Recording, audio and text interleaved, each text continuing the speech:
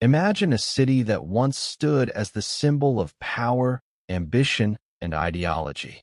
Now imagine that city surrounded, not by hope, not by allies, but by inevitability. In the spring of 1945, Berlin was no longer a capital. It was the final stage of a collapsing world. This is the story of the fall of Berlin, the last battle of World War II in Europe, and the final collapse of the Nazi regime. By early 1945, World War II was effectively decided. In the West, American, British, and Canadian forces crossed the Rhine. German defenses were broken. Cities fell one after another.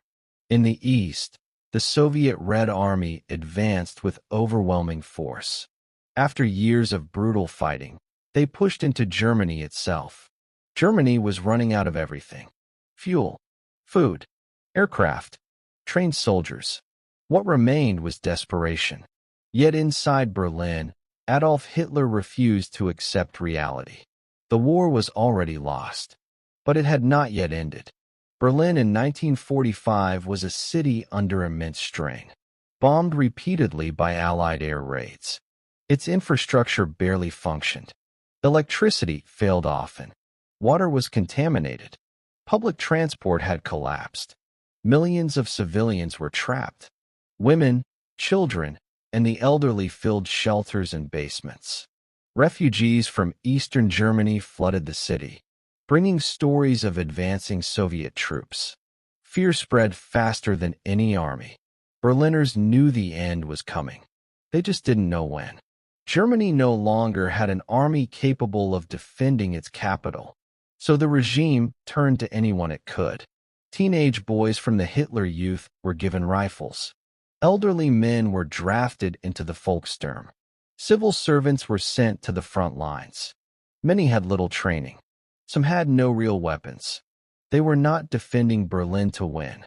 They were defending it to delay the inevitable. In April 1945, the Soviet offensive began in full force. More than 2 million Red Army soldiers advanced on Berlin. Thousands of tanks rolled forward. Artillery fire shook the ground day and night.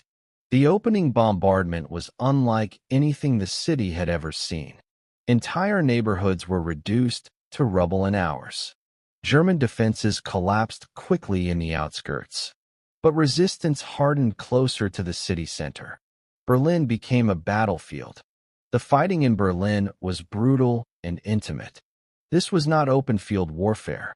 It was combat inside apartments, stairwells, and subway tunnels. Snipers hid in ruins.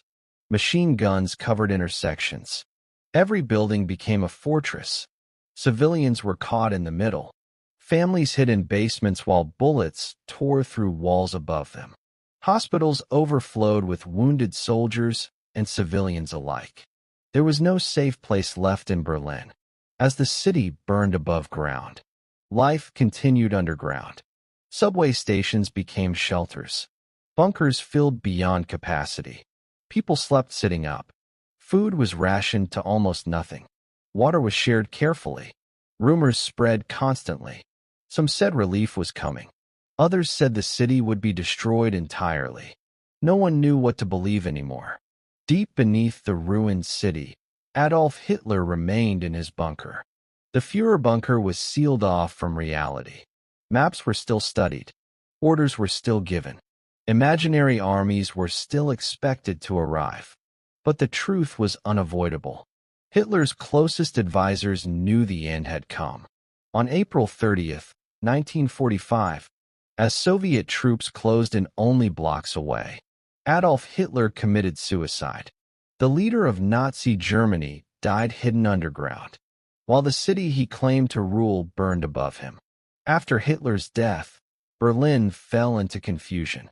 Some German units surrendered immediately. Others continued fighting without clear orders. Communication collapsed. White flags appeared in windows. Entire units laid down their weapons. Yet in some areas, fighting continued violently.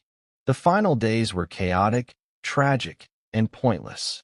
One building became the final symbol of victory: the Reichstag. To the Soviets, capturing it meant the war was over. The assault was fierce.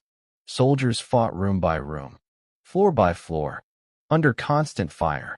On May 2, 1945, the Soviet flag was raised above the Reichstag. The image would travel the world. Berlin had fallen. With Berlin captured, Germany could no longer continue. On May 7, 1945, Germany signed an unconditional surrender. The next day became known as Victory in Europe Day. Across Allied nations, crowds celebrated. But in Berlin, there was no celebration. Only silence. Berlin was devastated. Entire districts no longer existed. Millions were homeless. Food shortages led to hunger and disease. Children played among rubble. Families searched for missing relatives. The city that once symbolized power now symbolized the true cost of war. The Battle of Berlin was one of the bloodiest in the war's final months. Hundreds of thousands of soldiers were killed or wounded. Civilians suffered immensely. The final days of the war were not heroic. They were tragic. They showed what happens when ideology outlives reason. The fall of Berlin reshaped the world. Germany was divided. Berlin itself was split. The Cold War began almost immediately. Former allies became rivals. New tensions replaced old enemies. World War II had ended, but global conflict had not. Berlin matters because it reminds us how wars truly end. Not with triumph, not with celebration, but with exhaustion, ruin, and loss. The fall of Berlin was not a victory parade. It was a warning. The final days of World War II in Europe were not glorious. They were desperate. They were painful. They were human. Berlin did not fall in a single moment. It collapsed slowly, under the weight of war, lies, and destruction. And that is why its story must be told, not to glorify war, but to remember its cost. The fall of Berlin marked the end of one of history's darkest chapters. It closed the book on Nazi Germany. It reshaped Europe. It changed the world forever. And it reminds us that no city, no ideology, and no power is immune to the consequences of war.